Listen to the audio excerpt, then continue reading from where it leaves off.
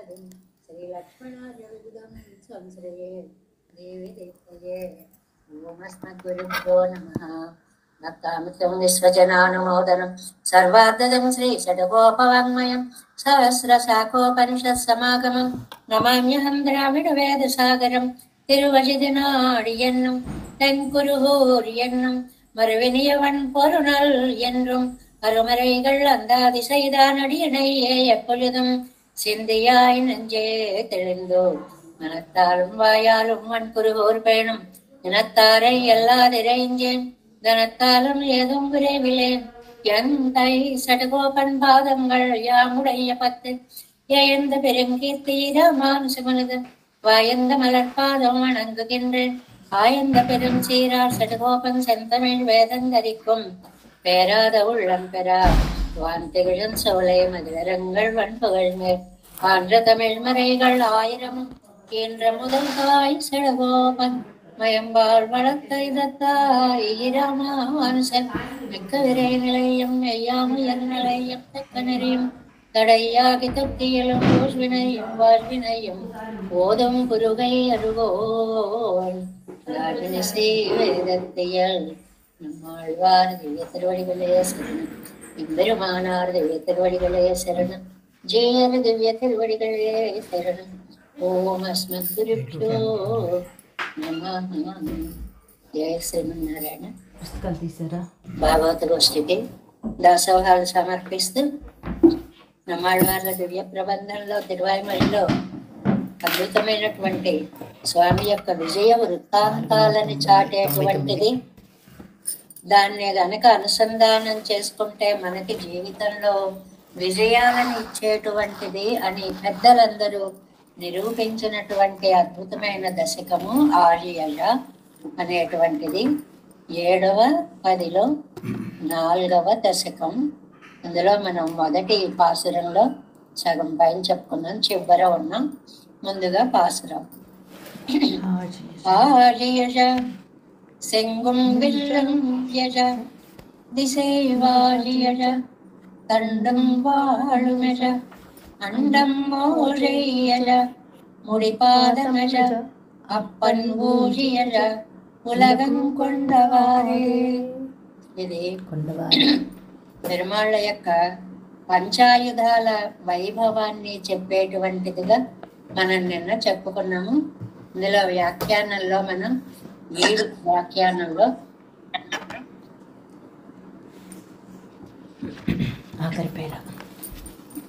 132వ పేజీలో అన్నం మోజయజ అక్కడి నుంచి వ్యాఖ్యానం చదివాం. కానీ అక్కడి నుంచి చెప్పుకుందాం. ఇందర్నుక్కాగ த்ரைலோக்கியம் இத்தனையும் அளந்து கொடுப்பதாக இரே ఉపక్రమిత్తదు కనీసం అవ్వడవల్లామయ్యాలే. ఇంద్రుడికి ఇవ్వాల్సినది 3 లోకాలే, కానీ ఈ పాదం మాత్రం సప్తలోకాల ఇంకా మొత్తం సృష్టిలో అండపిండ బ్రహ్మాండాలన్నీ కొలుచుకుంటూ వెళ్ళిపోతాడు. 3 చాలండి అని అక్కడ ఆగట్లేదు.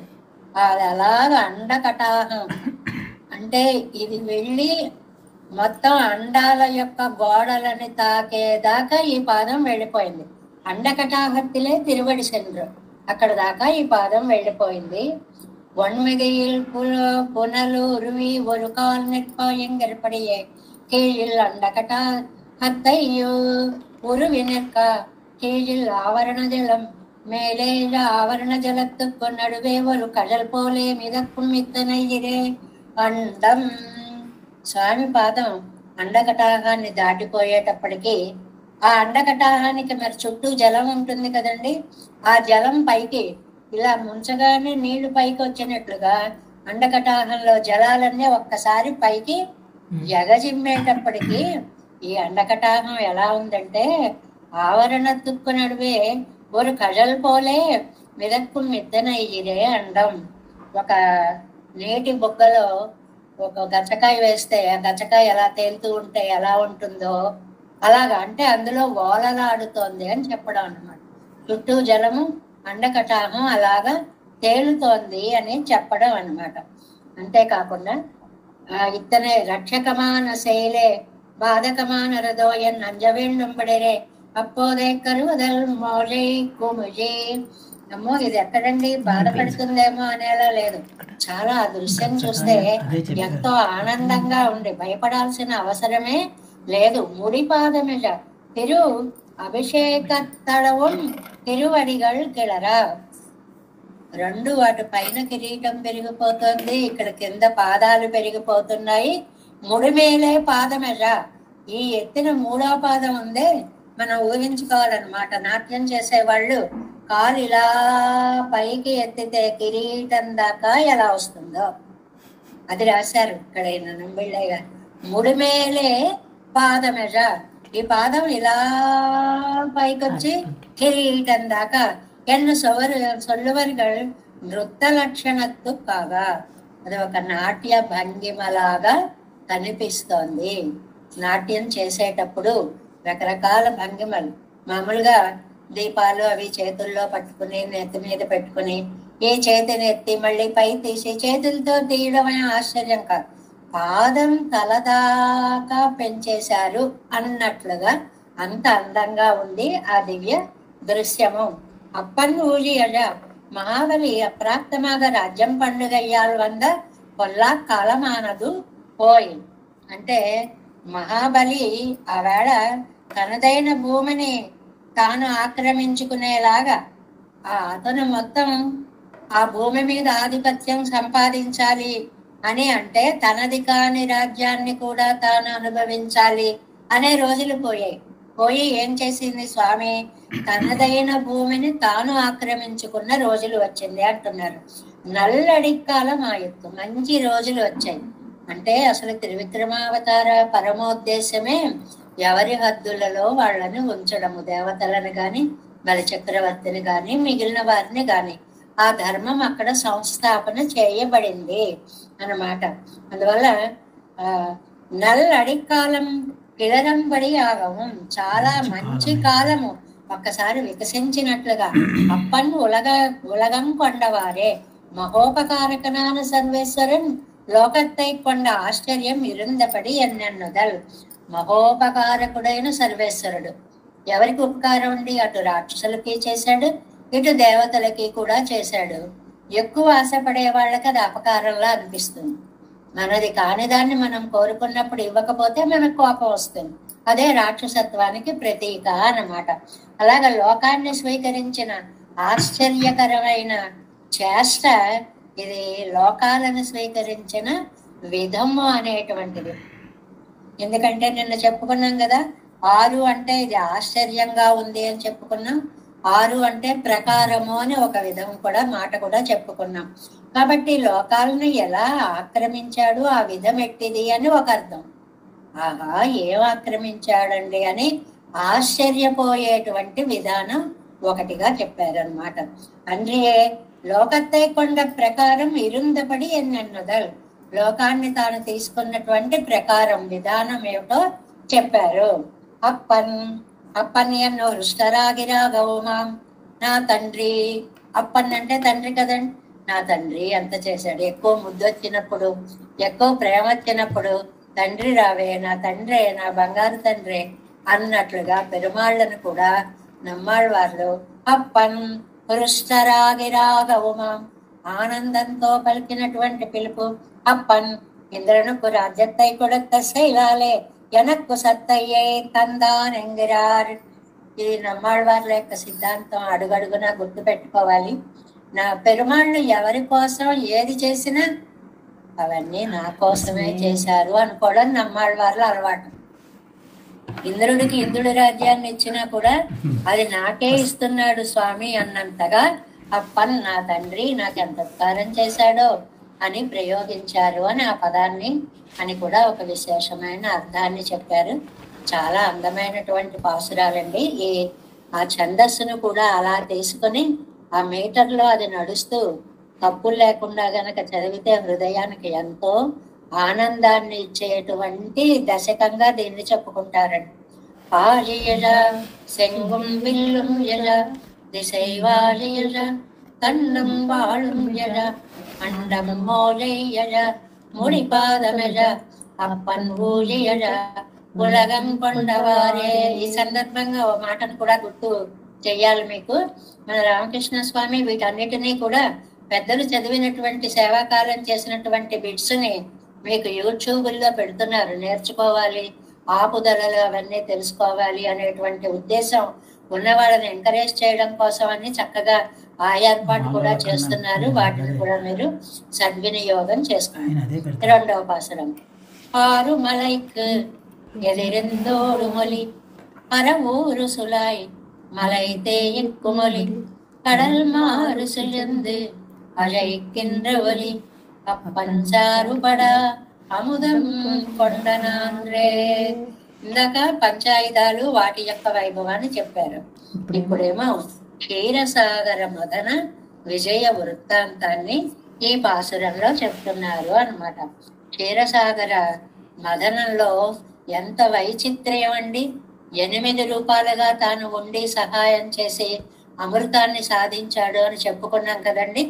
ఆ క్షీరసాగర మదనం ఎలా ఉందంటే అప్పన్సారుపడా అముదం కొండనాండ్రే అంతవరకు. సర్వేశ్వరుడు అప్పన్ అంటే తండ్రి, ఆయన చారుపడ అందరికీ ఆనందం కలిగేలాగా, దేవతలకి అమృతం వస్తుందంటే ఎంత ఆనందమో కదా, ఆ ఆనందం కలిగేలాగా అముదం కొండనాండ్రు, అమృతాన్ని స్వీకరించిన రోజు. అంటే ఏ రోజైతే సముద్రంలోంచి అమృతం లభించిందో ఆ రోజు దేవతలు ఎంతో దివ్య ఆనందాన్ని పొందారు అని చెప్పడం అన్నమాట. అలాంటి రోజున ఆరు మలైక్, ఆరు అంటే నదులండి, మలై అంటేనేమో పర్వతాలండి. ఎదిరిందు ఓడుం ఒలి, ఇది ఈ మందర పర్వతాన్ని వేసి దీన్ని ఒక దృశ్య కావ్యంగా రాశారనిపిస్తుంది అందంగా. అదొక పాల సముద్రం. పాల సముద్రంలో మందరగిరి కవ్వంగా పనిచేస్తోంది. వాసుకి దాని తాడుగా పనిచేస్తున్నాడు. పనిచేస్తున్నప్పుడు ఆ మందరం ఇలా ఇలా చిలుకుతూ ఉంటే అటు ఇటు కదులుతోంది.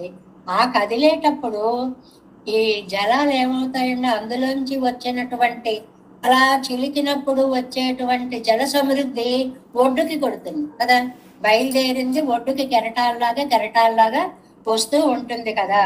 ఎదిరిందు ఓడుం ఒలి, అలా వేగంగా ఒక అల వచ్చి టప్మని తనకెదురొచ్చే అలతోటి తాకి ఒడ్డుకు పోతాం. ఆ శబ్దం ఎంత బాగుందనుకున్నారు. ఒలి దివ్యమైనటువంటి శబ్దం. శబ్దాలు కొన్ని మనకి కర్ణ కఠోరంగా ఉంటాయి. ఇప్పుడు చూడండి, ఉత్సవాలు చేసేటప్పుడు పెద్దగా మైకులు పెట్టేసి ఢమ్ ఢమ్ అని వాయిస్తుంటే గుండెల మీద వాయించేసినట్టు అయిపోయి బాధ కలిగేలా ఉంటాయి. అవే కొన్ని దివ్యనాదాలు మనస్సుకి చెప్పలేని ఆనందాన్ని కలిగిస్తాయి. పసిపిల్లల కాళ్ళకి మువ్వలు కట్టామనుకోండి, గల్లు గల్లు గల్లు మన పరిగెట్టుకుంటూ వస్తున్నారనుకోండి, వస్తున్నాడు చిట్టి తండ్రి, వస్తున్నాడు మువ్వల సంబడి చెప్తోంది అని ఎలా అనుకుంటాం మనం. ఇవన్నీ కూడా అమ్మ మనుషులకే కాదండి. చూడండి, ఆ ఎడ్లకి మెడలో గంటలు అవి కడతారు. గల గల గల గలము గే గంటలు అని దేవులపల్లి వారంతటి వారు ఆనందంగా రాసినటువంటి మాట అది. గల్ గల్ గల్ గల్ గల్. కొన్ని శబ్దాలు మనస్సుకి ఎంత ఆనందాన్ని, చివరికి అడుగుల సంబడి. మనకు కావాలి అనుకున్న వాళ్ళు వస్తున్నారు అంటే వాళ్ళ అడుగుల శబ్దం వినపడ్డా మనస్సు ఆనంద తరంగితం అవుతుంది. శబ్దానికి అంత మహిమ ఉంటుంది. అది 6 నదులు మలైకు పర్వతాలకి ఎదిరిందు ఓడం ఒలి, ఎదురు వచ్చేటువంటి శబ్దము. అంటే ఇలా ఇలా తిప్పుతుంటే చట్ చట్ చట్ చట్ అదే ఈ శబ్దం ఒకటి వస్తుంది. ఈ చెక్కల వల్ల వచ్చిన జలాలు ఆ ఒడ్డుకి వచ్చి అక్కడున్న జలాలతో తాకేటప్పటికి ఒక మధురమైనటువంటి నాదం అది ఒకటి వస్తోంది. అంతేకాదు అరవు, వాసుకండి. అరవు అంటే వాసుకొని కదా తాడుగా. మందరగిరి లాంటి పర్వతాన్ని చుట్టాలి అంటే ఎంత పెద్ద తాడు ఉండాలి, వాసుకొని తీసుకొచ్చారు. అది ఊరు సులాయ్, శరీరాన్ని ఇలా ఒక రౌండ్ చుట్టి కదా తాడుని అటు ఇటు లాగుతాం మనం. అది ఆ మలై తేయ కుమ్మలి, ఆ వాసుకి శరీరం ఆ మందర పర్వతానికి తగిలి అంటూ శబ్దం వస్తుంది. ఇందాకేమో చెక్ చెక్ అంటూ ఒక శబ్దం వచ్చింది, ఇప్పుడేమో ఒరిపిడి శబ్దము. వాసుకు యొక్క శరీరము ఒడిపిడి అయినప్పుడు ఎలాంటి శబ్దం వస్తుందో ఆ శబ్దం వస్తుంది. కడల్ మారు సుజందు అజకేంద్రవలి. ఇంకా సముద్రం అంతా కూడా సవ్యాప సవ్యాలుగా అటు ఇటు. ఆ సవ్యాప సవ్యం అంటే అటు ఒకసారి ఇటు ఒకసారి, ఇటు ఒకసారి అటు ఒకసారి.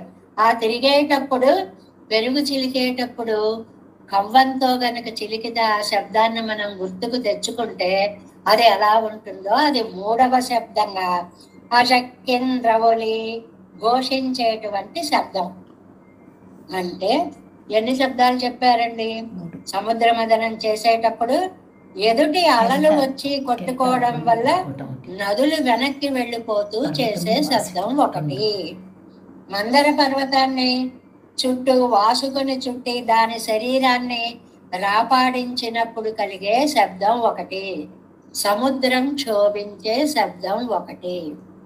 ఇలా 3 శబ్దాలు ఇందులో వచ్చాయి అని చెప్పి చాలా అందమైన పాసురాలండి. ఆ శబ్దాలు మనకు వినిపిస్తున్నాయా అన్నంతగా ఆ పద ప్రయోగాను ఆరు మలైకు ఎదిరిందోడు ఒలి పరవూరు సులాయ్ మలై తేయుక్కుం ఒలి. ఒలి అంటే ఏంటండి? శబ్దం.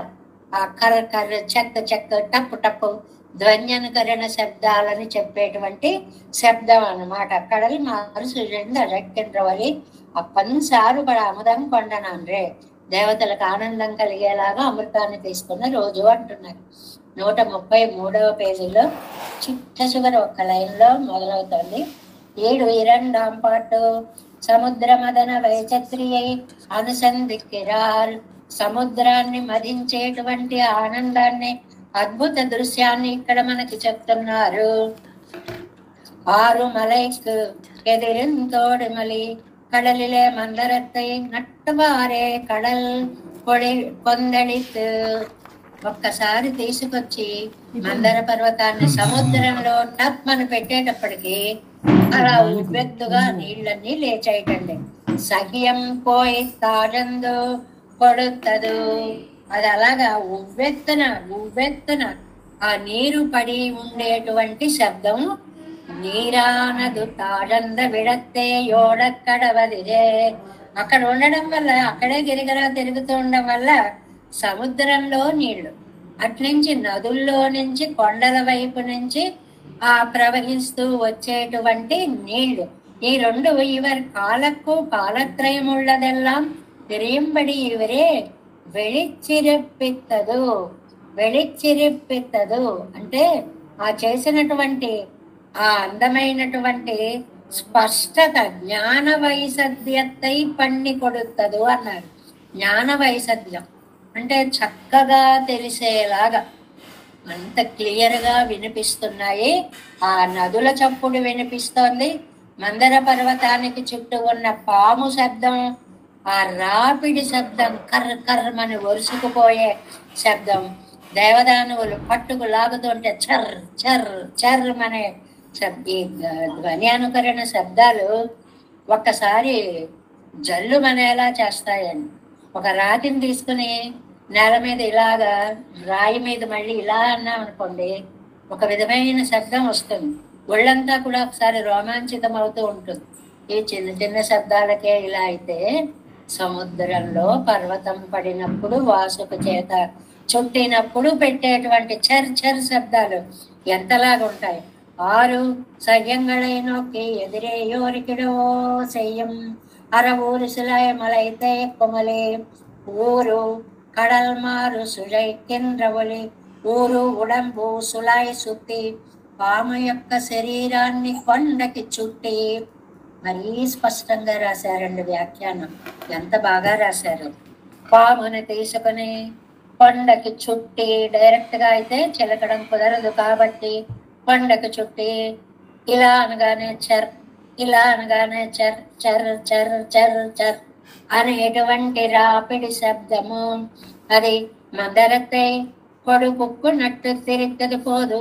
கீழ் கடல் மேல் கடலாய் கிடப்பாய் செல் போலே திரையோடு திரை தாக்கி கிளறுகிற விலையும்.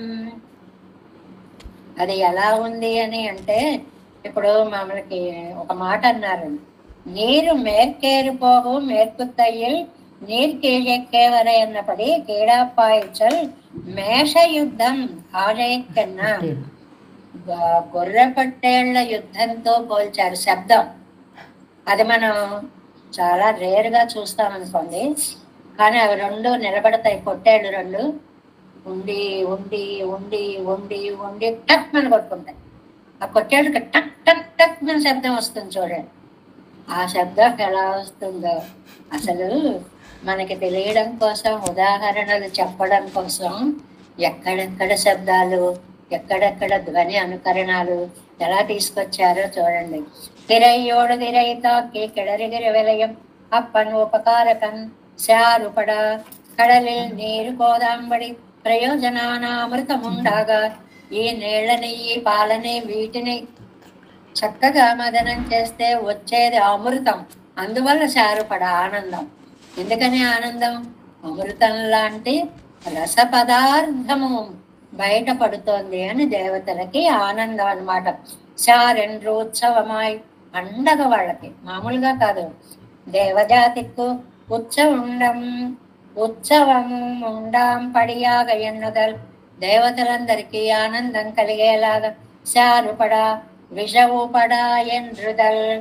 అలా లాగుతూ ఉంటే, నొక్కి తిరుగుతూ ఉంటే, ఆ తిప్పుతూ ఉంటే ఆ శబ్దాలన్నీ ఎంత బాగా వినిపిస్తున్నాయో. నీరిలే సమాన పసైపడ ఎన్నుదల్, నీరిలే రసమాన పసై, నీళ్లలో రసవంతమైన అమృతం పుట్టినటువంటి ఉత్సవమాం బడి ఎన్నుదల్. అందుకోసం ఉత్సవం. అమృతం కొండనాన్రే అమృతమదనం పండిన కాలத்தில் ఇవయ్యెల్లాం ఉండాయిత్. అమృతమదన సమయంలో పై చెప్పిన శబ్దాలన్నీ వస్తున్నాయి. అది ఉత్సవం ఏంటండి? ఉత్సవం కాకపోతే ఏంటండి? కాస్త చల్ల మనం చిలికితే, ఇంత వెన్న ముద్ద పెడితేనే ఆహాహా భలే పడింది అని ఆనందంగా చూస్తాం. అలాంటిది క్షీరసాగర మదనం చేసినప్పుడు, ఆ అమృతము ఉద్భవించినప్పుడు ఎంతమందికి ఎంత దివ్యమైన ఆనందం కలుగుతుంది. అలలు కొట్టడం చేత సముద్రంలోకి పడే నదులన్నీ వెనక్కి తిరిగి ఘోషిస్తూ ఒక శబ్దం వచ్చింది. ఒక శబ్దం వచ్చింది. మందర పర్వతాన్ని చుట్టూ వాసుకుని చుట్టి అటు ఇటు రాపాడించడం వల్ల సర్ సర్ అనేటువంటి ఒక సర్రమనేటువంటి శబ్దము వినపడింది.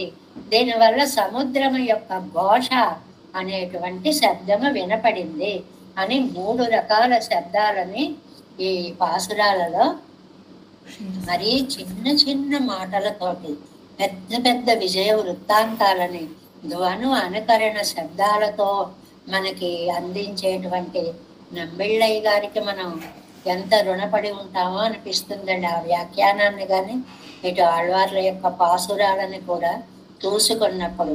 పారు మలైక్ ఎదిరెంతోడు మొలి అర ఊరు సులాయ్ మలైతే ఎక్కుమొలి కడల్ మారు సుయందు అழைக்கின்ற ஒலி அப்பன் சாறுபட అముదం కొండనాన్రే.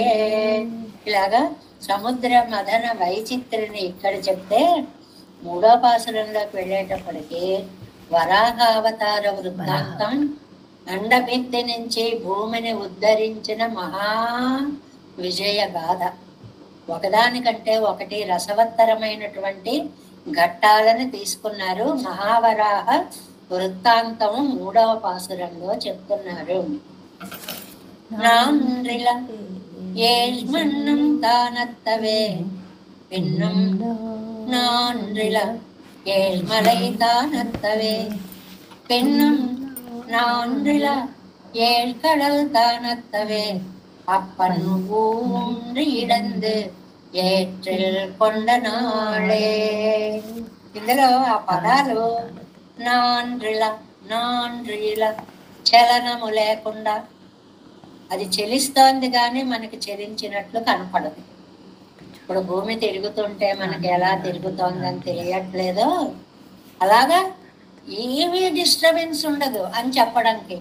నాండ్రిల అప్పన్ ఊండ్రి ఇడందు సర్వేశ్వరుడు ఊన్రి భూమిని పెళ్ళగించి ఇడందు విడదీసి, అండబిద్ది నుంచి భూమిని విడదీశాడండి. అనేక ఆ దృశ్యాన్ని మనం ఊహించుకుంటే భలే ఉంటుంది. అండపిండ బ్రహ్మాండాలు కొన్ని కోట్లు తిరుగుతూ ఉంటాయి. అందులో ఒక భూమండలం. ఆ భూమండలం వెళ్ళి ఆ గోడకి అంటుకుపోయింది. దాన్ని ఈయన తీయాలి. దాన్ని బయటకి లాగి ఎయిత్తిల్కొండు దాన్ని తీసుకొచ్చి తన దంతం మీద కోర మీద పెట్టుకున్నాడు. కిటి రూపమును దాల్చాడు. కిటి అంటే వరాహము. చక్కటి కిటి రూపమెత్తి వేర్కతో భూరమణి నెత్తి దంష్ట్రాగ్రమునందు నిల్పు దయామూర్తి వీవయా మహావరాహో గోవింద సుషేణ కనకాంగది. సహస్రనామాల్లో ఆ వైభవాన్ని చెప్తారు. ఎత్తిల్కొండునాళ్ తన దంతం మీద ఎప్పుడైతే భూదేవిని పెట్టుకున్నాడో, మండం నాండ్రుల సప్త ద్వీపాలతో చేరిన భూమి ఏ మాత్రం చలనం లేకుండా తన స్థానంలో ఉంది. దానికి అక్కడున్నా ఇక్కడున్నా ఎక్కడున్నా తేడా ఏం లేదు. హాయిగా దాని పరిభ్రమణం అది చేసుకుంటుంది. చంటి పిల్లలు ఉన్నారండి, వాళ్ళు కిందున్నా అమ్మ ఎత్తుకుని ఒళ్ళో పెట్టుకున్నా ఎక్కడున్నా నిశ్చింతగా ఎలా ఉంటారో భూమాత కూడా అలా నిశ్చింతగా ఉంది. పెన్నం ఏమలై సప్త కులాచలాలు నాండ్రిల ఏమాత్రం చలనం లేక స్వస్థానంలో పెన్నం కడల్ కొండలే కాదండి 7 సముద్రాలు నాండ్రిల ఏమాత్రం చలించకుండా తానత్త స్వస్థానంలో తిరుగుతున్నాయి. భలే బాసరు అండి. వరాహావతారం ఎత్తి పాతాళంలో అంటుకుపోయినటువంటి భూమిని తన దంష్ట్రలతో పెగిల్చి పైకి తీసుకొచ్చినప్పుడు సప్త ద్వీపాలు డిస్టర్బ్ అవ్వలేదు, సప్త సాగరాలు డిస్టర్బ్ అవ్వలేదు, సప్త కులాచలాలు ఏమాత్రం తమ స్థానాల్లోంచి చెలించలేదు అనేటువంటి 3 విషయాలని, అంటే అంత అవలీలగా తీసుకున్నట్టు కూడా ఎత్తినట్టు కూడా వాళ్ళకి తెలియనంతగా. ఏమిటండి ముందు సప్త సముద్రాలు ఏమిటో మీకు అందరికీ తెలిసిందే కదండి, ఊరికే పాఠంగా బట్టి చెప్పుకోవడం. ఒకటి లవణ సముద్రం, మనకి కళ్ళ ముందు ఉండేటువంటిది. ఉప్పు సముద్రం మనకి తెలుసు. రెండవది ఇక్షు సముద్రం, చెరుకు రసం సముద్రం అంటండి. ఆహా, సమ్మర్లో ఉంటే వ్యాపారం జరిగేదండి, అద్భుతమైనటువంటిది చెరుకు రస సముద్రం. ఇంకా మూడవది ప్రపంచాన్ని ముంచెత్తే సురా సముద్రం. కొనుక్కోక్కర్లేదు, బాటిల్స్ అక్కర్లేదు, అలా ముంచుకోవడాలు తాగుతుండాలి. సురా సముద్రం, ఘృత సముద్రం, నెయ్యి సముద్రం, దది సముద్రం, పెరుగు సముద్రం, క్షీర సముద్రం, పాల సముద్రం, జల సముద్రం, నీటి సముద్రం. వీటిని సప్త సముద్రాలు అంటారు. మనకి ఇందులో నీటి సముద్రం ఒక్కటే తెలుసు, అది కూడా మంచినీటి సముద్రం తెలియదు. లవణ సముద్రం తెలుసు. మంచినీళ్ళ సముద్రం ఒకటి ఉంది, ఉప్పుది ఒకటి ఉంది, చెరుకు రసంది ఒకటి ఉంది, సురాది ఒకటి ఉంది, నెయ్యి, పెరుగు, పాలు, వెన్న, అన్ని అన్ని అన్ని అబ్బా ఏమి సముద్రాలండి ఇవి, సప్త సముద్రాలు. మరి సప్త ద్వీపాలు కూడా కదలలేదు అన్నారు. సప్త ద్వీపాలు అంటే ఏమిటండి? జంబూ ద్వీపే. మనకి సంకల్పం చెప్పేటప్పుడు మన ద్వీపాన్ని జంబూ ద్వీపము అని అంటారు కదా, అలా 7 ద్వీపాలు ఉన్నాయండి. ప్లక్ష ద్వీపము అని రెండోదండి. ప్లక్ష ద్వీపము, కుశ ద్వీపము, క్రౌంచ ద్వీపము, శాఖ ద్వీపము, శాల్వల ద్వీపము, పుష్కర ద్వీపము. ఇలా 7 ద్వీపాలు భూమిని అంతటినీ కూడా సప్త ద్వీపాలుగా విభజించి మనకి చెప్పారు అన్నమాట. అందువల్ల అలాంటి సప్త ఏవి కూడా కొంచెం కూడా డిస్టర్బ్ అవ్వలేదు అని చెప్పడం కోసమని చెప్పేటువంటి మాట అన్నమాట. అంతేకాదు కదా, మనకి ఇంకా ఎన్నెన్నో ఉన్నాయి. ఏ ఒక్కటి కూడా కొంచెం కూడా అటు ఇటు పోలేదు అని చెప్పడం కోసమే ఈ పదాలు వాడారు అని వ్యాఖ్యానంలో మనకి చెప్తారు అన్నమాట. కొండలు కూడా అలాగే 7 ఉన్నాయి అని చెప్తారు. రకరకాలు వీటిల్లో కొన్ని సిద్ధాంతాల ప్రకారం కొన్ని రకాల కొండలు, కొన్ని రకాల నదులు, ఇలా సప్త ఋషులు అన్నామనుకోండి.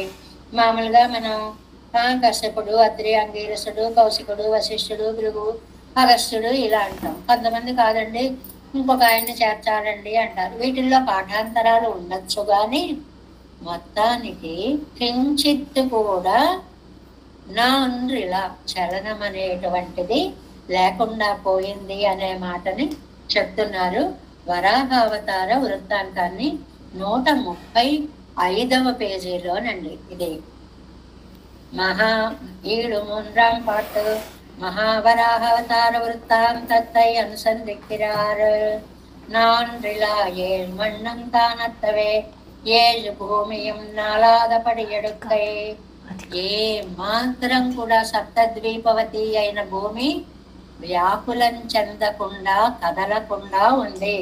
சப்தத்வீபவதியான பூமியை எடுக்கச் செய்தே ஒன்றொன்னாலாதே முன்பு போலே స్వస్థానத்திலே కిడక్కుబడి ఏ మాత్రం డిస్టర్బ్ అవ్వకుండా పూర్వంలాగే తన ప్రదేశంలో తాను ఉన్నటువంటి భూమి ఏమీ లేదండి. ఇక్కడ ఉన్నది తీసి అక్కడ పెట్టినట్టు పెట్టేశాడు.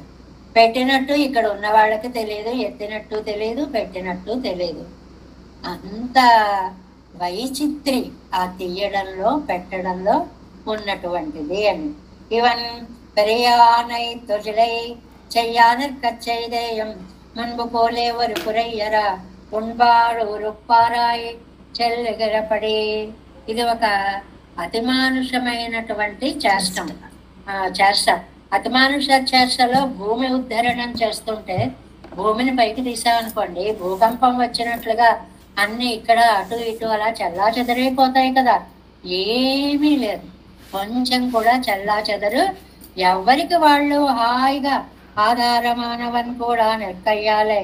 ಇವತ್ತು ಕೊರಕುರೈವಾರಾದೆ ಸಪ್ತದ್ವೀಪಮಂ ಚಲಿತದಿಲ್ಲೈ ಸ್ವಸ್ಥಾನಗಳಾಯಿತ್ತಿನ. ఎక్కడ స్వస్థానస్థంగళై వారి వారి ప్రదేశాల్లో స్థ అంటే ఉన్నా అని అర్థం. ఏ మాత్రం డిస్టర్బ్ అవ్వకుండా ఉన్నాయి. పెన్నం అదుక్కు మేలే ఆధారమైన వాడు ఆయన చేతిలో ఉంది కాబట్టి ఆయన బ్యాలెన్స్ చూసుకుంటున్నాడు, వీటికి ఏమీ తెలియట్లేదు అని ఒకటి. ఆ తర్వాత ఏమైందండి, నాన్రిలా 7 మలయితా నత్తవే భూమి కాణి అడిత్తా పోలే అంటే భూమి యొక్క మూలాలు తెలిసినట్లుగా ఇరిక్కర సప్తకుల పర్వతంగళం ఒన్నంకులయ్యాదే స్వస్థానంగడిలే నెక్కుంబడి. ఒక్క కొండ కూడా అటు ఇటు ఏమాత్రం అవ్వకుండా అలా చక్కగా ఉన్నవి ఉన్నట్లుగా ఉన్నాయి. ఇందులో మనం తీసుకోవలసినది నిశ్చలనము, ఏమాత్రము కదలిక లేక పోవడము అనే విషయాన్ని తీసుకోవాలి అన్నమాట. అలాగే ఓరి గోత్ర స్కలరం పెరందదిల్లై ఒక్క కొండ కూడా అటు ఇటు అవలేదు. వీటిని బ్యాలెన్సింగ్ చేస్తుంటారు చూడండి, తల మీద అన్ని ఒకదాని మీద ఒకటో 100 పెట్టుకుని నాట్యాలు చేస్తుంటారు.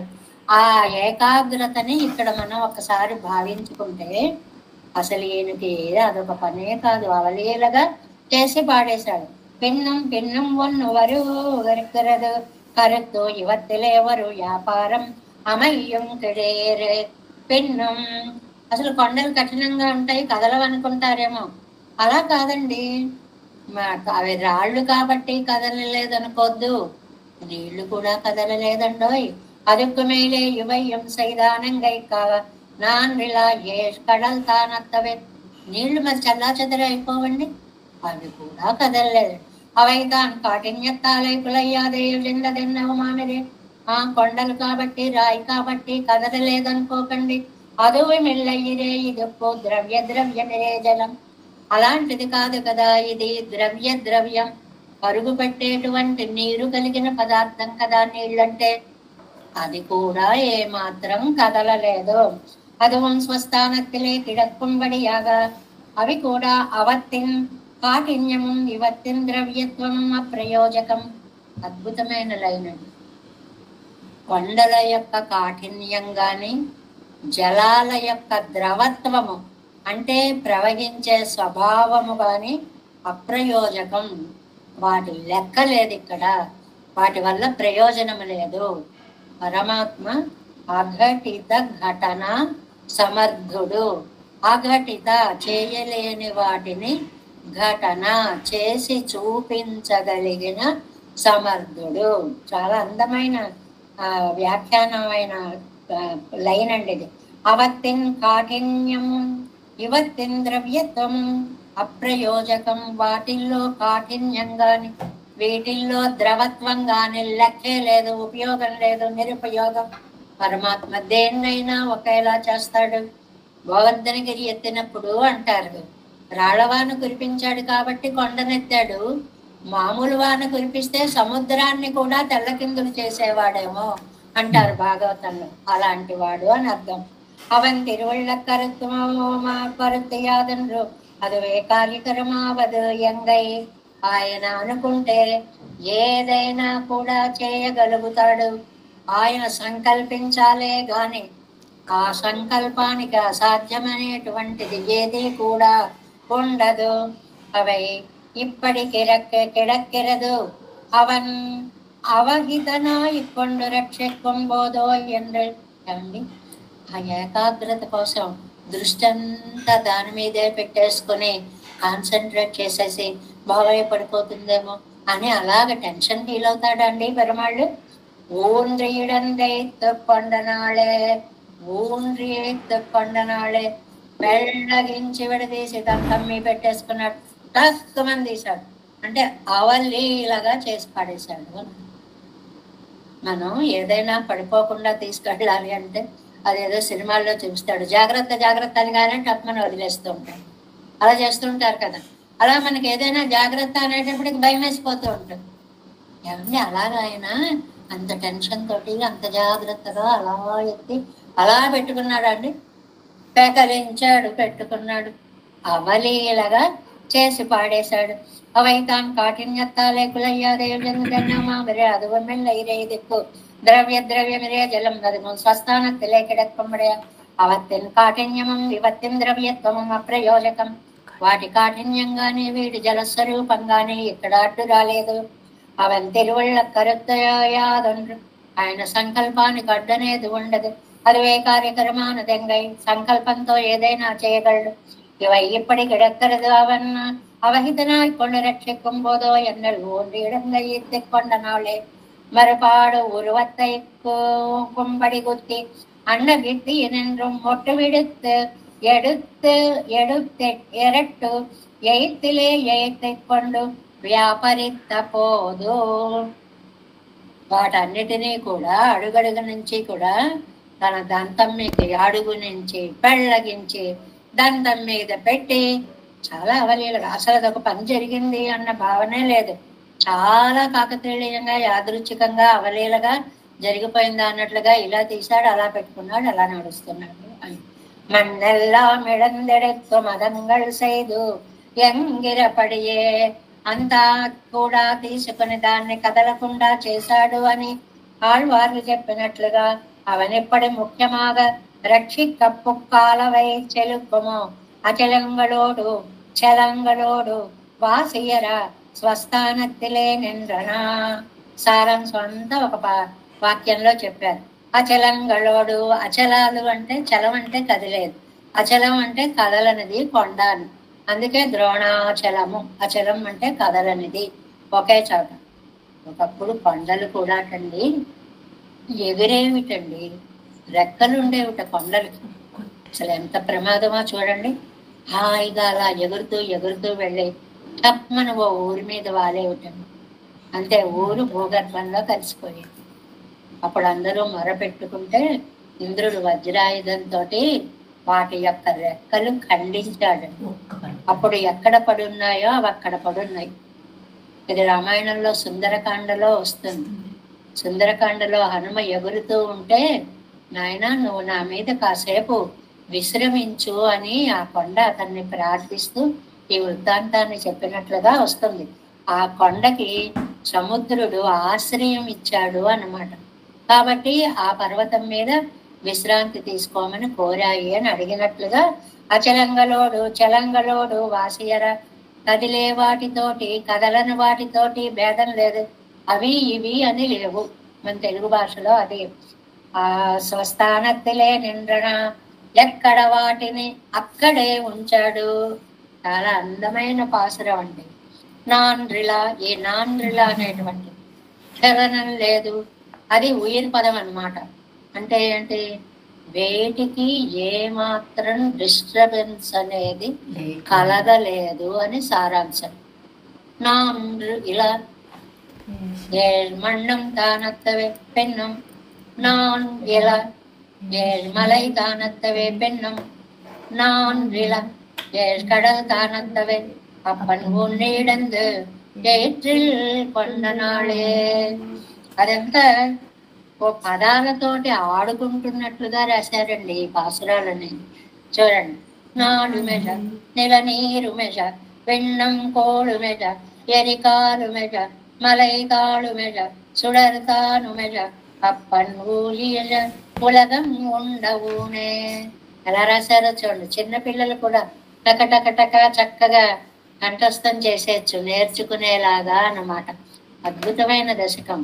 నాడు మెజ, యజ అంటే నశించడం అంటే పోవడము అని అర్థం. ఈ పాసరంలో ముఖ్యమైన పదం అన్నీ నశించేలాగా. ఏమేమిటవి?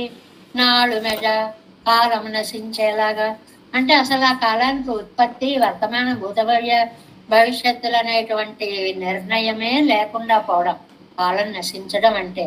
నెలం నీరు యజ, పృథివీ ఈ జలము నశించేటట్లుగా. నిలం నీరు, పృథివీ జలము రెండు కూడా నశించేలాగా. వెన్నం కోళం, వెన్నం ఆకాశం, కోళం సూర్యచంద్రాది గ్రహాలు యజ నశించినట్లు. ఎరికాలం అగ్ని వాయువు యజ నశించినట్లు. మలైతాళ్ యజ పర్వతాలు సమూలముగా నశించేటట్లు. సుడర్వానం తేజోమయమైన వానం నక్షత్రాదులు కూడా యజ నశించేటట్లు. అప్పన్ ఊజి యజ లోకాలని ఆరగించిన, ఆస్వాదన చేసిన ధ్వని. ఆస్వాదనకి ఒక ధ్వని ఉంటుందని చెప్పారండి ఇందులో. కొంతమంది తింటారు చప్పుడు కాకుండా తింటారు. మన ఇళ్లలో గ్రహిస్తూ ఉండొచ్చు మీరందరూ కూడా. తిన్నట్లు నవిలినట్లు శబ్దాలు ఉండవు. కొంతమంది తింటారు ఓ ఇంత శబ్దం అయిపోతూ జుర్రేసిన శబ్దాలు వచ్చేస్తాయి, నానా హడావిడి చేస్తూ తింటుంటారు. అంటే పెరుమాళ్ళు లోకాలను ఆరగించినప్పుడు కూడా శబ్దాలు లేవుటండి, అలా నోట్లో వేసేస్తున్నాడు. మన నిత్య జీవితాల్లో కనపడే అనుభవాలను వీటితో పోల్చి చెప్పడము అనేటువంటిది అన్నమాట. ఉలగం ఉండ ఈ లోకాలని ఆరగించిన, ఆరగింపు ఏ ఊనం ఏ ఆరగింపు. ఆహా అబ్బా ఎంత ఆశ్చర్యం. ఆ ఏకి అంత అర్థం అండి. ఏమిటి? ప్రళయకాలంలో చిన్నవి మామూలు అంశాలండి. ఏంటి? పృథివ్యాది పంచభూతాలు చెప్పారండి పాసురంలో. పంచభూతాలని చెప్పారు చూడండి. నిలం నీరుం వెన్నుం కోళం కాలం పంచభూతాలని చెప్పారు. పంచభూతాలు ఆయనలో కలా వెళ్ళిపోతున్నాయి. చంద్రుడు, సూర్యుడు, నక్షత్రాలు, పర్వతాలు, కాలము కూడా అలా వెళ్ళిపోతుంటే నిశ్శబ్దంగా అలాగ విరాట్ రూపాన్ని చూపిస్తూ ఉండిపోయాడు స్వామి. ఇది ఎంత విజయ వృత్తాంతం అండి! మహావరాహ ప్రళయ వృత్తాంతం. ప్రళయ వృత్తాంతాన్ని చిన్న పదాలతోటి చాలా అద్భుతమైనటువంటి రచనా సామర్థ్యం. నమ్మాళ్ళవార్ల యొక్క రచన ఒక పదాన్ని యజ అన్నిటినీ ఆరగించాడు, నశింపచేశాడు. ఆ అర్థాన్ని తీసుకుని నాళు మెజ నెల నీరుం యజ వెన్నుం కోళం యజ ఎరి కాలుం యజ ఎన్ని చెప్పేశారండి 2 పాదాల్లో? మలై తాళం యజ సుడరు తానం యజ అప్పన్ ఊజియజ అప్పన్ ఊజియజ.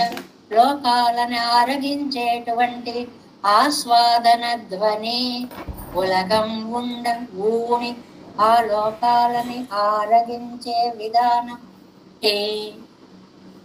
ఎంత ఆశ్చర్యంగా ఉందో, ఎంత బాగుందో అని అంటున్నారు ఈ 4వ పాసురంలో అన్నమాట. వ్యాఖ్యానము 4వ పార్ట్ 136వ పేజీ అండి. 7 వ్యాఖ్యానంలో 4వ పార్ట్ మహాప్రళయ వృత్తాంతాన్ని, అది మహాప్రళయం అవాంతర ప్రళయాలు ఏ వచ్చినా ప్రళయ కాలంలో పెరుమాళ్ళు వీటిని ఆరగించేటప్పుడు అంతా నిశ్శబ్దం. నిశ్శబ్దం అంటాం కానీ నిశ్శబ్దం ఎప్పుడు భయంకరంగా ఉంటుంది. ఆ నిశ్శబ్దాన్ని చీల్ చేసి ఏదో ధ్వని వినపడకపోతే జీవితానికి అస్తిత్వం ఉండదు. శబ్దం ఆగిపోతే శరీరం అయిపోయిందే.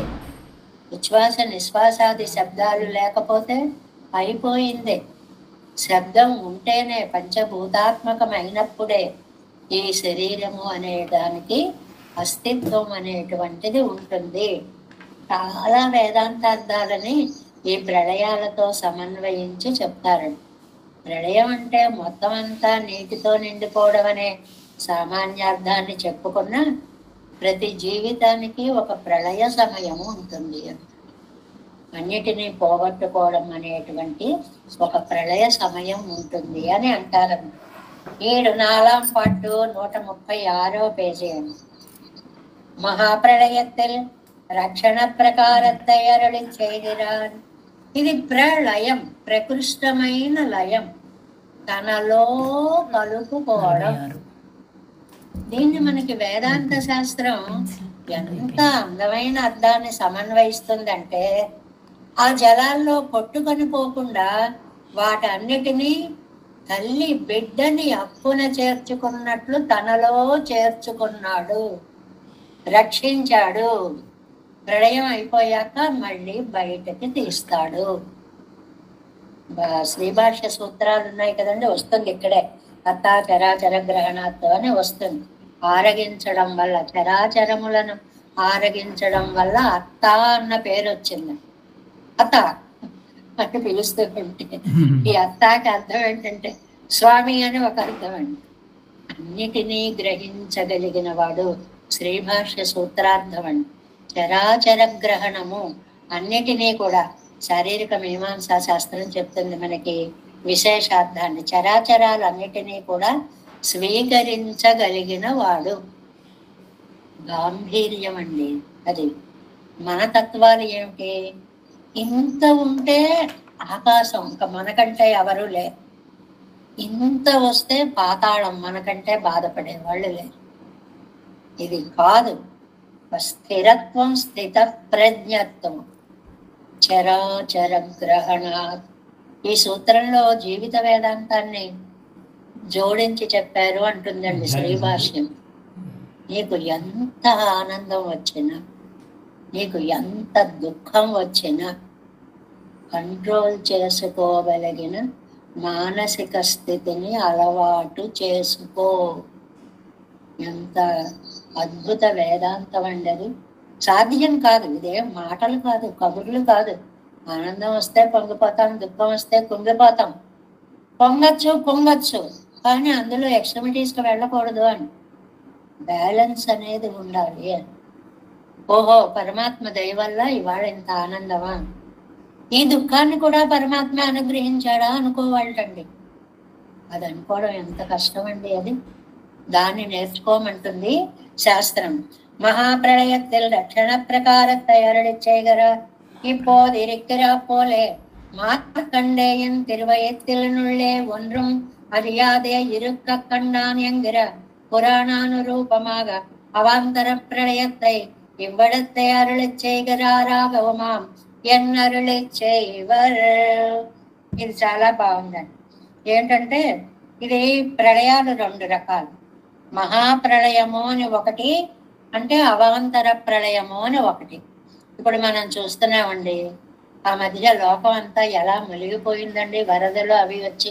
అది ప్రళయమా కదా? ప్రళయమే, కానీ అది సబ్ అన్నమాట, అవాంతర ప్రళయం. మొత్తం అంతా అయిపోతే అది మెయిన్, అది ముఖ్యమైనటువంటి ప్రళయం. అంటే అప్పుడు ఎవరుంటారండి? సత్. పెరుమాళ్ళకి సత్ అని పేరండి. సత్ అని వ్యవహరింపబడే పరమాత్మ తప్ప ఆ మహాప్రళయంలో ఇంకా ఎవ్వరూ ఉండరు. అప్పుడు వటపత్ర సాయి దర్శనాన్ని మార్కండేయుడు దర్శించాడండి. అది మహాప్రళయంలో తనలో లోకాన్ని రక్షించాడని అనుకోండి, దాన్ని అలా అర్థం చేసుకోవాలి అంటారు. అవాంతర ప్రళయంలో కొన్ని కొన్ని పదార్థాలు ఉంటాయి. ఇప్పుడు మార్కండేయుడు దర్శించగలిగాడు కదండి, మిగిలినవన్నీ నామరూపాలు పోగొట్టుకుని పెరుమాళ్లలో చేరిపోతాయి అనేటువంటి దాంట్లో ఈయన ఏం చేస్తాడు, ఇవన్నీ మొత్తం పోకూడదు అని తాను గ్రహించి ఆ ప్రళయార్ణవంలో జలం పోయిన తర్వాత మళ్ళీ వాటిని బయటకు వదులుతాడు. దీనికే సృష్టి అని పేరు పెడతాడు. అంటే స్వీకరించి మళ్ళీ ఉండు ఉముజిందు, ఆరగించి బయటకి తీసుకొని వచ్చి. ఈ రెండు రకాల ప్రళయాల్లో ఈ పాసురంలో ఏ ప్రళయాన్నైనా చెప్పాడనైనా మనం అనుకోవచ్చు అని అంటారు పెద్దలు అన్నమాట. నాడు మెజ మొట్టమొదటిది కాలం నశించినట్లు. కాలం నశించడం ఏంటండి? కాలానికి నాశనం ఉంటుందా? కాల వ్యవస్థై పోగా నా హోన రాత్రికి ఎన్నంబడియే. రాత్ర పగల అనే విభాగం లేకపోవడమే కాలం. నతత్ర కాల అంటారు కదండి పరమపదంలో. కాలం ఉండదు, దానికి లెక్కలు లేవు. పగలు రాత్రి, నిమిషాలు, క్షణాలు, గడియలు, కళలు, కనురెప్ప పాటు ఏమీ లేవండి. అలా కాలం తెలియకుండా యజ పేర నశించ, పేర అంటే నశించేలాగా, ఆండెన్నం మాసమెన్నం నాళెన్నం కలై ఎన్నం కాష్టై ఎన్నం சொல்லுகிறவை எல்லாம் ஆதிச்சனுடைய గత్యాగతియాలే వరిగిర వైరే. మనం కాలాన్ని ఎలాగా కొలవగలుగుతున్నామండి? రేపు చేస్తాను ఈ పని అంటాం. రేపు అనేదాన్ని నువ్వు ఎలా నిర్ణయిస్తారు? ఎంత మంచి జ్ఞానాన్ని మనకి వ్యాఖ్యానంలో ఇస్తారు చూడండి. ఆండెన్నం మళ్ళీ సంవత్సరంలో చూద్దామండి. సంవత్సరం, మాసం, రోజు, కళ, కాష్ట, ఇవన్నీ కూడా ఆదిత్యనుడయ్య గత్యాగతియాలే వరుగరవయ్యరే, సూర్య గమనాన్ని బట్టి ఏర్పడుతున్నాయి. కాల నిర్ణయం మనకి సూర్యుడి యొక్క గమనాన్ని బట్టి ఏర్పడుతోంది. పిల్లలకు కూడా మనం చక్కగా నేర్పవలసినటువంటి సైంటిఫిక్ నాలెడ్జ్ ఇది. దాన్ని ఇచ్చారు ఇక్కడ మనకి. కాలాన్ని ఎలా కొలుస్తామండి? సూర్యుడిని బట్టి కొలుస్తాం. వ్యవచ్ఛేదనాగనాన ఆదిత్యనుళ్ళే కుక్కాల్ వ్యవచ్ఛేద్యమాన ఇవయ్యం పోమిద్దనయ్యిరే. అది ఆ ఇంత అవధి అని ఉంది, సూర్యచంద్రులే నశించిపోయారనుకోండి, వాళ్ళ వల్ల ఏర్పడేటువంటి కాల నిర్ణయాలు కూడా వాటంతటా అదే. విష్ణు పురాణం చెప్పిందండి, రాత్రి పగళ్ళు అనేవి లేవు, కాల వ్యవస్థ ఉండదు, రోజు అంటాం, కళ అంటాం, కాస్ట్ అంటాం, ఇవన్నీ ఆదిత్యుడి యొక్క రాకపోకల మీదనే ఆధారపడి ఉంటాయి. మరి ప్రళయంలో ఆదిత్యుడే పెరుమాళ్ళలోకి వెళ్ళిపోతే ఆయన వల్ల ఏర్పడే రోజు, రాత్రి, పగలు, ఈ లెక్కలన్నీ ఆదిత్యుడే లేనప్పుడు, ఈ మాట చూడండి, విభజించే ఆదిత్యుడే లేనప్పుడు వ్యవచ్ఛేదకనాన ఆదిత్యనుళ్ళే కుక్కాల్ కాల విభజన చేసే ఆదిత్యుడే పెరుమాళ్లలోకి వెళ్ళిపోతే కార్యముళ్ళ విడతే వ్యవచ్ఛేద్యమాన ఇవయ్యం పోమిత్తనయ్యం బిరే. అతని చేత లెక్కింపబడే కాల వ్యవస్థ ఎక్కడ ఉంటుంది? ఉండనే ఉండదు. పంచభూతాలు అండాల లోపల ఉన్నప్పుడు కార్యాలు, అండాలు దాటితే కారణాలు ఉంటాయి. ప్రళయ కాలంలో ఇవన్నీ కార్యకారణ వ్యవస్థ అంతా నశించిపోతుంది. నెల నీరు మెజ కారణంగలోడు కార్యంగలోడు వాసియర ఉళ్ళే పొక్క. ఒక కారణం ఉంటే దాని నుంచి కార్యం వస్తుంది. మట్టి ఉంది, మట్టి నుంచి కొండ వచ్చింది. మట్టే లేకపోతే కార్యం లేదు, కారణం లేదు, ఏవీ లేవు. కార్యముళ్ళ పెడితే కారణం మనవెళ్తే కాణా నిండ్రో. కార్యం ఉంటే కదా దాని నుంచి కారణం అనేది వస్తుంది. మామాయే మంగవట్టు ఎన్న ప్రకృతి తత్వத்தை చల్ల నిర్కచ్చేదే. ఇక్కడ కార్యాలు కారణాలు రెండు పదాలు వాడారండి. అంటే వాటికి ఈ ప్రకృతి సంబంధాన్ని తొలగించేటప్పుడు మామాయై, మహామాయ మూల ప్రకృతి, ఈ మూల ప్రకృతిని తొలగించమని ప్రార్థించారు అని ఒక అర్థం చెప్తారు.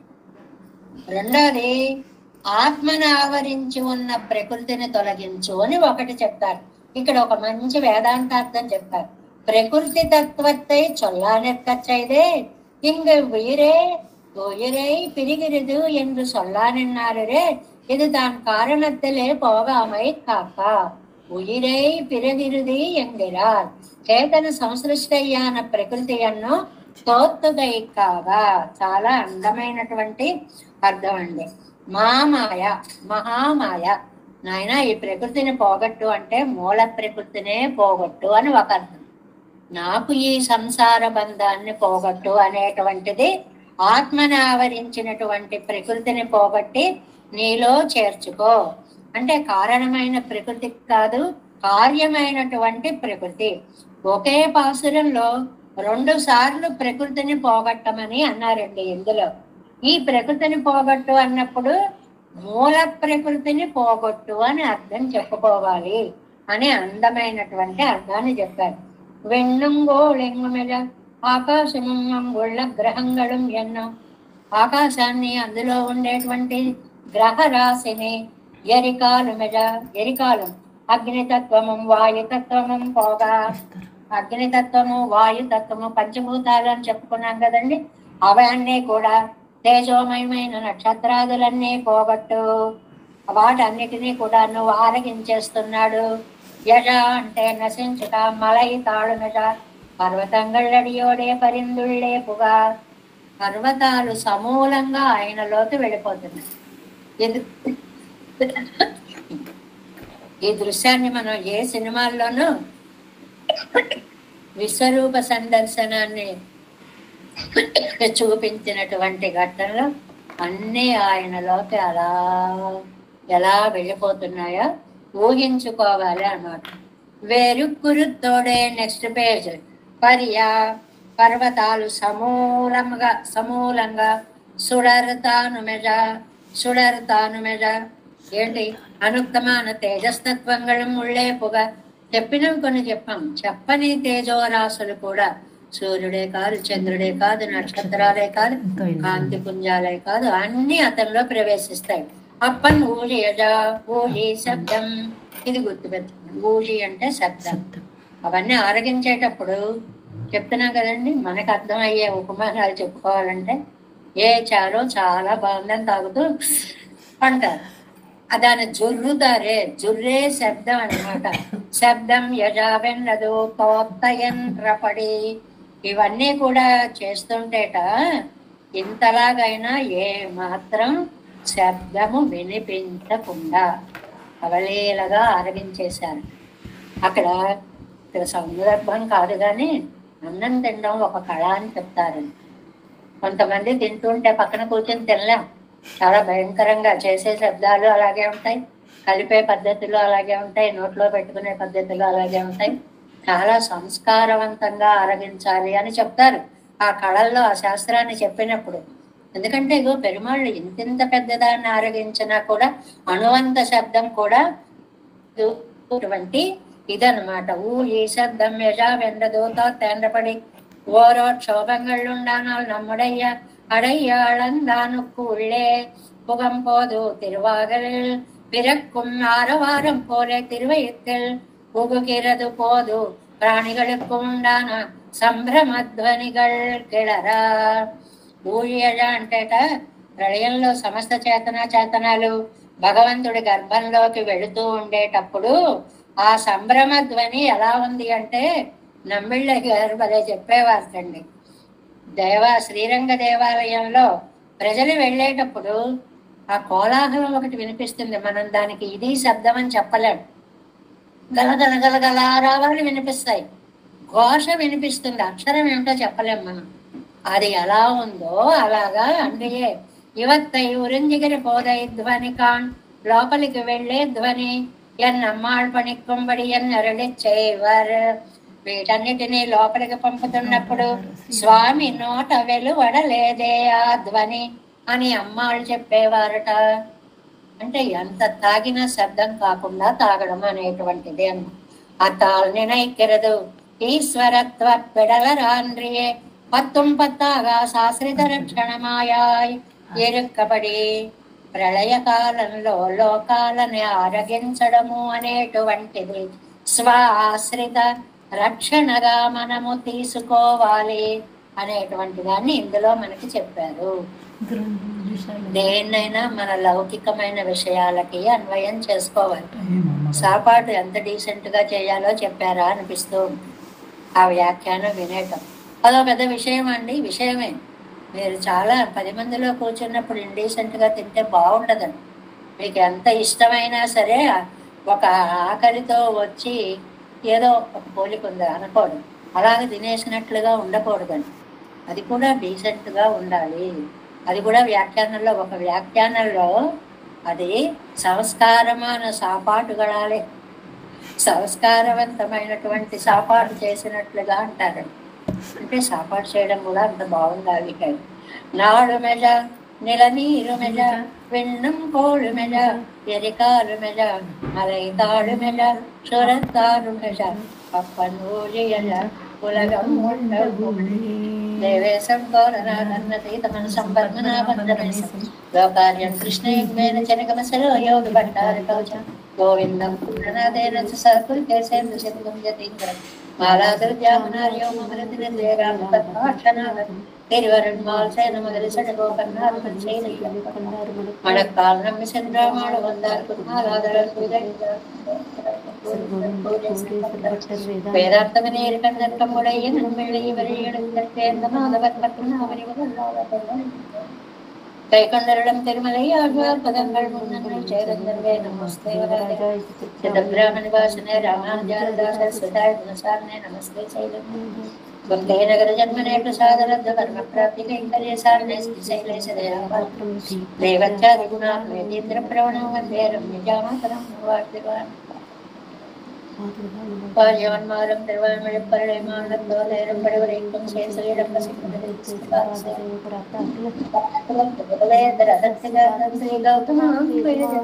ఆశ్రిత భాగదేయం గోపాలదేశికమంతరణం ప్రపంచ వెంకటారితనో వేదాంతర్దర్శికం శ్రీ లక్ష్మణాదేవం సంశ్రయం దేవం అస్మద్గురుభ్యో నమః. జై శ్రీమన్నారాయణ.